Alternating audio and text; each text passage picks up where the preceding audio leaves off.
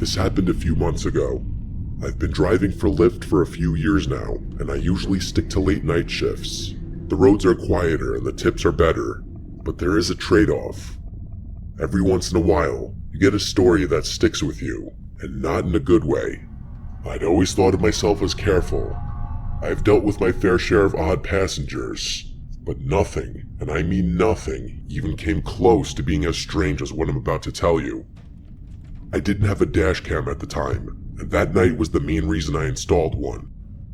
It started off normal enough, just me and the odd sounds my car would occasionally make. I've got this beat-up 2005 Volvo, but it's reliable as hell. The streets were quite literally deserted, which, like I said earlier, I preferred. Sometime after 2 p.m., I got a request from a convenience store nearby. Seemed harmless at first, but for some reason, I got this weird feeling in my gut about it. You ever get that feeling like something's off, but you can't explain why? That's exactly what hit me as I drove up. Before I even saw the guy, I figured out why I was getting that gut feeling. The convenience store I was pulling up to was closed. All the lights were off, and there was not a single car in the lot. As I pulled closer, I saw him. I made sure to drive pretty slowly so I could get a good look at him. He was pacing outside the store, wearing this ratty hoodie that looked like it hadn't seen a washing machine in years. I'm not kidding about that. There was literally a hole in the sleeve. His movements were jerky, like he couldn't stand still, and he kept glancing over his shoulder like he thought someone was after him. If I had to guess, he was on something. I probably should have just canceled the ride and driven away. I even hovered my finger over the cancel button, but I didn't for whatever reason. I unlocked the doors, and he slid into the back seat without a word. I regretted my decision the moment I took my foot off the brake. Most people either scroll on their phones or stare out the window, but not him.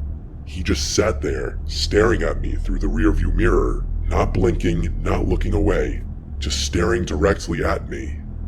I tried not to stare back, but I couldn't help but catch his eye a couple of times. He looked kind of angry, which was also pretty unsettling. I tried to ignore him and turned on the radio to break the silence. I don't even remember which station I clicked on, but the moment the music started playing, he snapped at me to turn it off. His voice was deep and a little raspy, and I could tell he was a smoker right away. That kinda caught me off guard, and I jerked the steering wheel a little bit. I resisted the urge to look at him in the mirror and just did as he said, gripping the wheel a little tighter. I didn't say anything, and we drove in silence for a while. I thought maybe he'd just sit there quietly until we got to his stop. That's what I was hoping for, at least. But then he spoke. I remember the conversation like it was yesterday. He asked me if I ever picked up someone I shouldn't have. That question hit me like a brick. I let out this awkward laugh and said, well, I hope not. I was trying to keep it light, but he didn't react.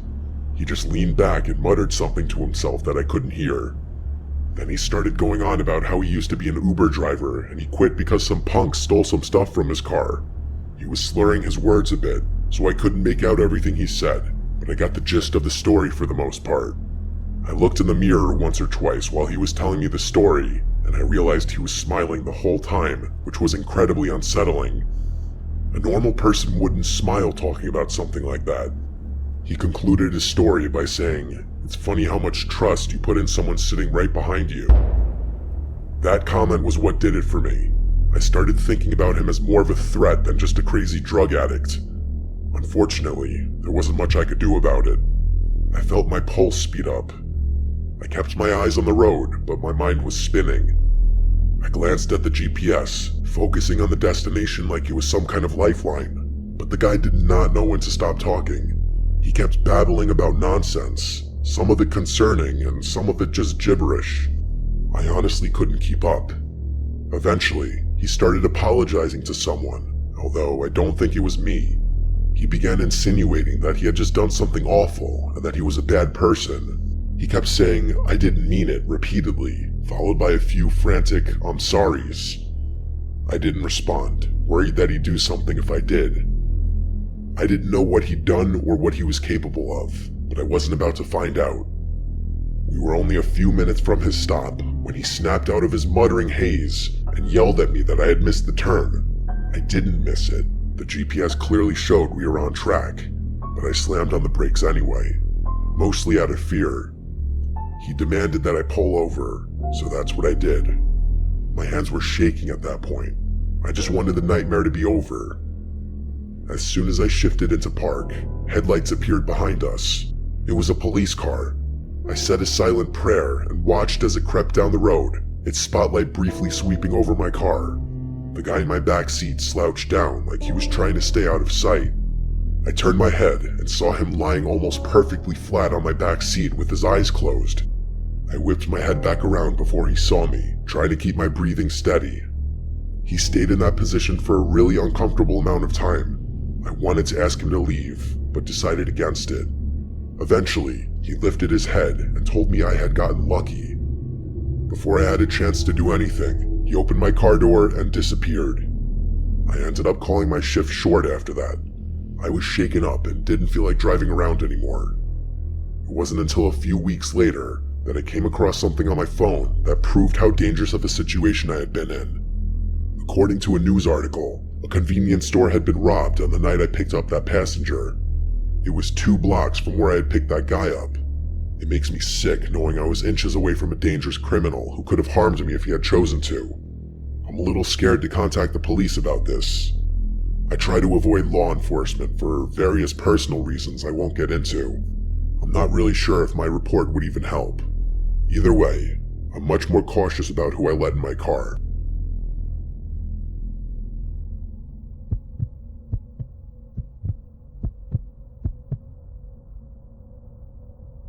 I used to live in the city. The urban lifestyle is honestly what I always envisioned for myself. I'm not going to get into it, but after an extremely traumatic experience, I couldn't bear even the smallest noises. I began to hate noise in general. My psychiatrist told me I had developed a rare case of phonophobia, so that pins and needles feeling you get when your foot falls asleep. It's kind of like that, but in my chest, always there, like my body was bracing for something that wasn't coming. Every car horn or slamming door felt like a jolt straight to my nerves. I couldn't keep living like that. About 3 years ago, I found a cabin buried deep in the Pacific Northwest. I don't want to say exactly where it was for reasons you'll soon understand, but all I'll say is that it was somewhere in Oregon. It seemed perfect. Very few neighbors, no traffic, barely any cell service. What really sold me on it, though, was the lack of noise. It was just me and the peace and quiet. For the first time in months, I thought I might actually feel safe. The cabin itself was small but cozy. To be fair, it was exactly what the listing had promised. You could tell it had been built to last, with thick wooden beams and a sturdy stone fireplace. It smelled like pine and old books when I first walked in. You know, that kind of earthy scent that's almost comforting. Think like one of those old cabin-style bed and breakfasts, for any of you who have gone skiing before. The nearest neighbor lived about a 10-minute walk down a narrow dirt path. I didn't meet her right away though. For the first few days, I just soaked in the silence.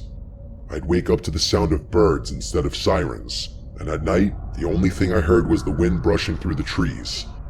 It was like the whole world had pressed pause, and I could finally breathe again. I did all my work from my laptop, so there really was no need for me to connect with the outside world beyond that. About a week after I moved in, there was a knock at the door. The cabin obviously had no doorbell, so those knocks were something I'd have to get used to. I opened the door, expecting it to be my neighbor, and it was. It was a moderately old woman carrying a basket of preserves like she'd just stepped out of a Hallmark movie. She introduced herself as Michelle and told me she lived about 10 minutes down the trail, which didn't sound far at all until you factored in how dense the woods were. I mean, you could get turned around in there just looking for firewood. She was in her late 60s with oddly long gray hair and these piercing blue eyes that made you feel like she could see right through you. She wasn't rude exactly, more like blunt. She welcomed me to the woods and extended the basket toward me like she was expecting me to take it. I didn't really have much of a choice. She was practically shoving it in my face. I know it sounds hospitable, but her vibe seemed a little off, if that makes any sense. I grabbed it impulsively, But I admit, I had never been treated that way by a neighbor before. It wasn't anything crazy, but it wasn't something I was used to. I thanked her as I took the basket, and she looked at me like she was expecting me to say something else. I honestly didn't know what else to say, so I just smiled. She kept staring at me awkwardly, which confirmed my suspicion that this woman didn't interact with a lot of people. Eventually, she spoke. She said, and these were her exact words, which I'll never forget, "Always keep your lanterns full, your windows shut tight, and your wits sharper than your axe." It wasn't something a normal person would say to someone else. It was like she was reciting from a rule book. It honestly sounded more like a warning than advice. I nodded, smiled, and turned to go back inside. After shutting the door, I stood there in silence, waiting to hear her footsteps walk away. She didn't walk away for a good 45 seconds, which was probably the strangest part about the whole interaction. Despite the weird vibe, I did appreciate her kindness. She seemed reclusive, but not unfriendly, the kind of person who'd help you if you asked, but wouldn't go out of her way to pry. I told myself it was nice to know someone was close by, even if I didn't plan on needing her. I didn't even bother looking in the basket. I just set it down in the living room and forgot about it. There was a thunderstorm that night, which is extremely rare for Oregon, but it does happen. I lit a few candles and curled up on the couch with a book, trying to ignore the fact that the power was flickering every few minutes. Some of you might find that kind of isolation scary, but I actually loved it. For some reason, my brain wasn't freaked out by the natural sounds of the thunderstorm. It was actually that specific storm which gave me that realization. I listened intently to everything outside, and it was, dare I say, soothing. But of course, that peaceful feeling didn't last. A few hours after the storm started, there was a knock at the door that nearly made me jump out of my skin. I say knock, but it was really more of a banging. It was loud and definitely not natural, like whoever it was didn't care that it was pouring outside. My heart started pounding, and I began to feel that god-awful tingly sensation in my chest. After hesitating for a few seconds, I grabbed a flashlight and got up to check who it was. I looked through the little glass window pane next to the door. It was Michelle, soaked to the bone and clutching a flashlight. I opened the door, and she spoke before I even had a chance to greet her. She blurted out that she saw someone near my woodpile and that I should know about it. I was beyond confused, but her words were incredibly concerning, and that took precedence. I stepped out onto the porch, shining my flashlight into the rain, but I couldn't see anything but trees. I asked her if she was sure, and she nodded. Her eyes kept darting to the woods like she was expecting someone to emerge from it any second. The whole thing was pretty freaky. I kept looking around, but there wasn't much I could make out between the darkness and the chaos of the storm. Before I could say anything else, she told me to be careful and began walking away without waiting for a response. I watched her head back down the path toward her cabin, clearly unfazed by the pouring rain. I stood there until the glow of the flashlight disappeared out of sight, and then I went back inside. The literal second I shut the door, I realized her story was riddled with holes. How could she have seen someone near my woodpile if her house was 10 minutes away? She must have been on my property to begin with. Why the hell would she be snooping around my cabin during a thunderstorm? Was she lying? It didn't sit right with me, but marching over to her house in the middle of a thunderstorm was the last thing I was going to do. Still, I had to do something. I locked up the cabin as securely as I could and sat in my room, listening. The storm started to die down after a while, but I still felt pretty uneasy. A few more hours passed without incident, so I decided that it was probably safe to go to sleep. I can't remember exactly what time it was, but sometime after midnight, I woke up to the sound of a branch snapping just outside my bedroom window.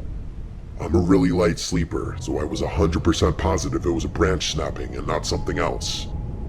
I froze in place for a few tense seconds, listening.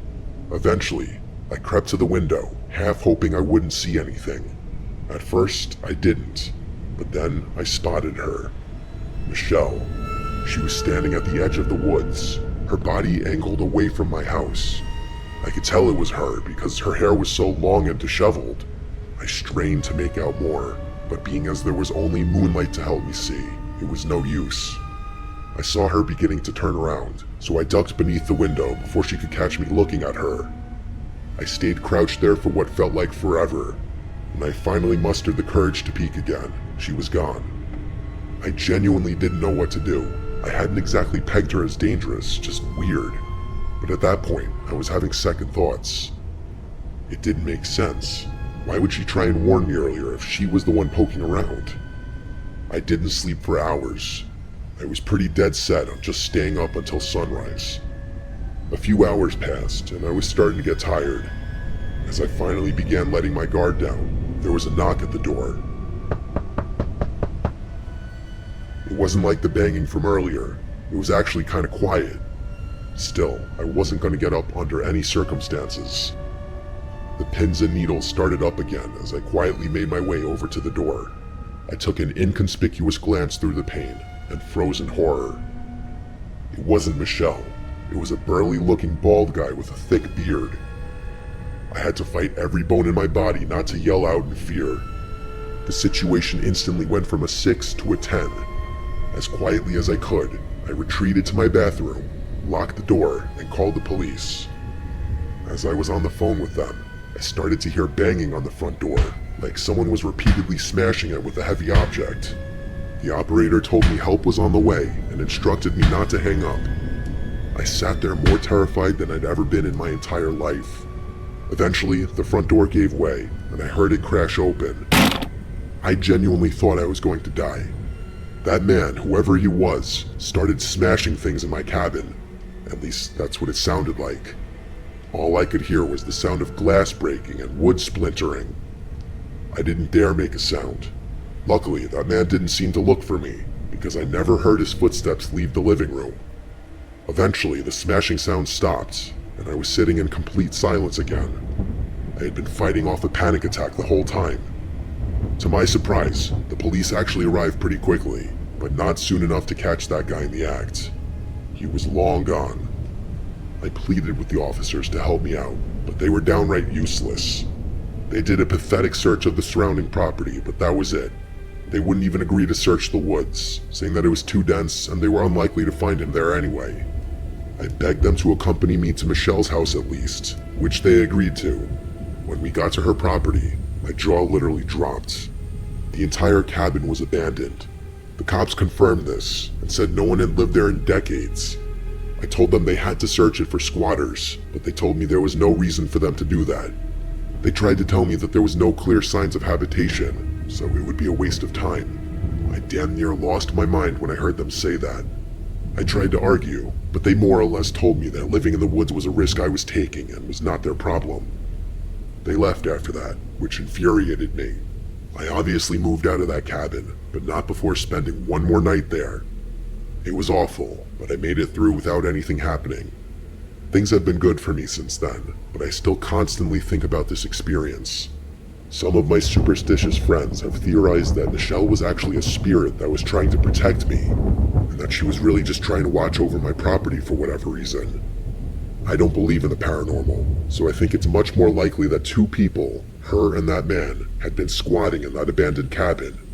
I just still don't understand why they decided to target me, or why Michelle would bother to warn me if she were planning on breaking into my house. I don't think I'll ever know.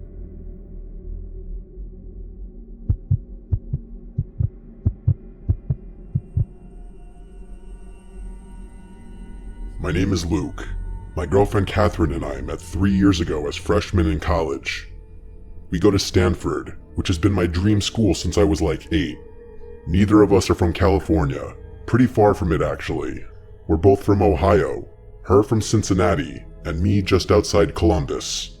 I think that's a big reason we were so attracted to each other. I think people from similar areas are naturally drawn to each other for whatever reason.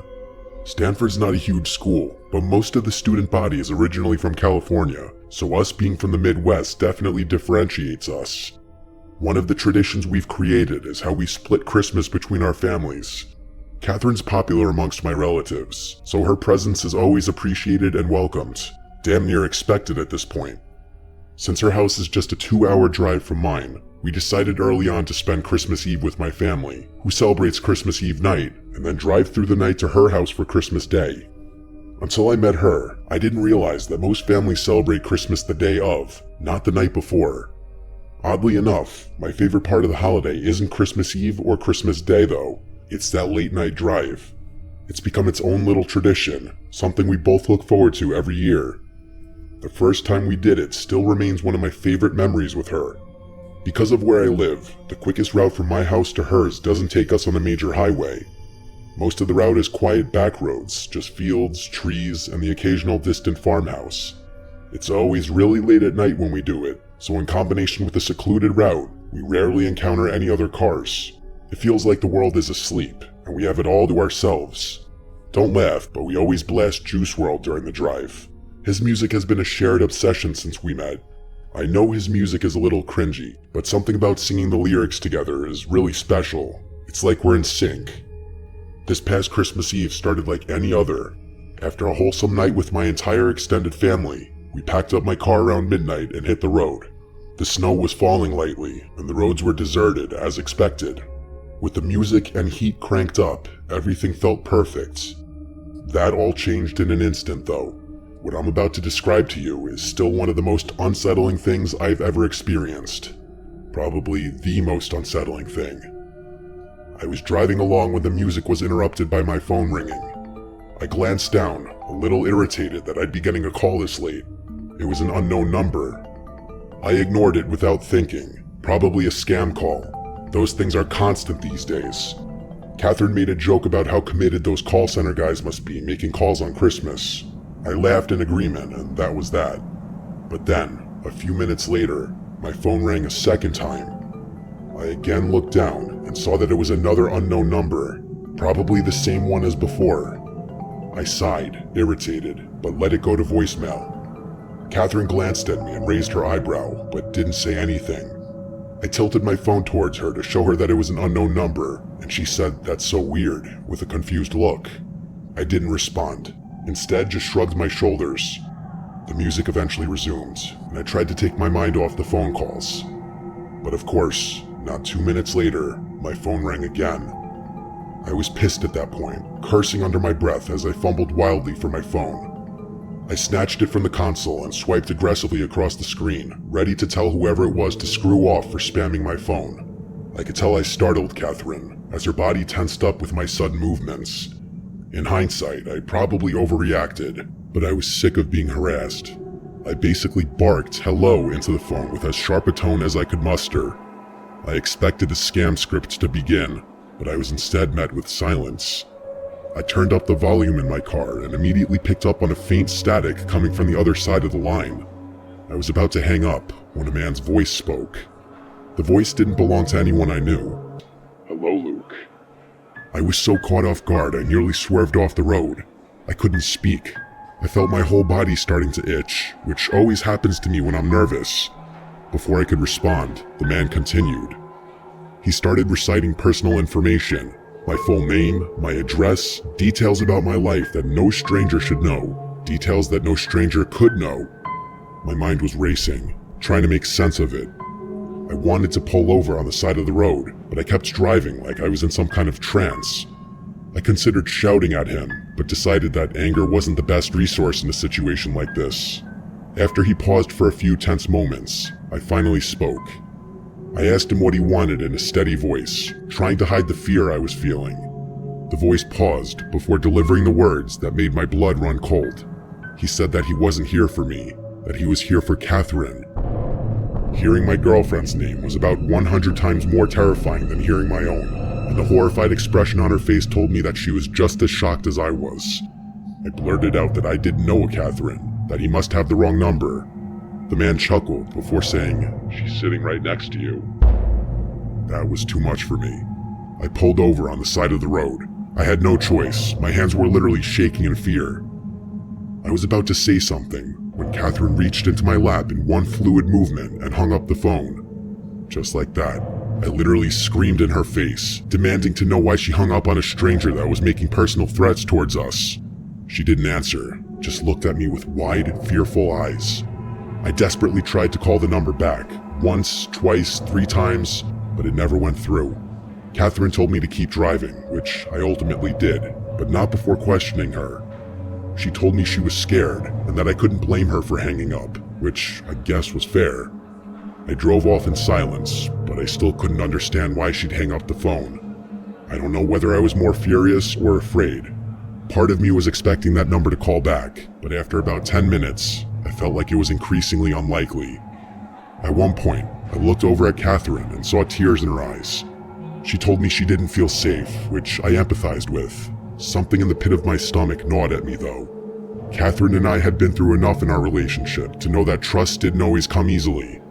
There had been little things, white lies, half-truths, moments where I caught her being less than honest. I knew I was being paranoid though. How could she possibly have done anything to do with this? The rest of the drive was silent.